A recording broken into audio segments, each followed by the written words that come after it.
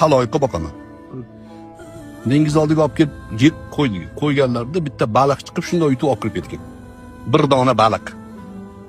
Bir chumolani ko'rib qolib so'ragan ekanlar. Tillarni bilganlar-ku. Seni bir kunlik rizqing qanaqa degan ekanlar. Esa bir kunlik rizqim bitta bug'doy dedi. Esa bitta bug'doyni qo'yib ustasiga kosani ag'darib qo'yib, ertaga o'zim kelib beraman ikkinchi bug'doyni. Kelibdi ko'tarsa yarimta bug'doy yeyilmay qolib ketibdi. Chumolga aytibdilar, "Menga qara" dedilar. Bir kunlik rizqim bitta bug'doy deyatuvding. Yarmini yeb, yarmini to'xtatibsan-ku deganda, rizqim Allohning zimmasida bo'lganda tashvishim yo'q edi. Har kuni bitta bug'doy kelardi. Endi sizga zimmangiz qolib ketganda sizga ishonch yo'q. Kelmasak och qolaman, olib qo'yib bering. Chumoli odamga suyanmaganda ko'ryapsizmi? Rizq Allohdan.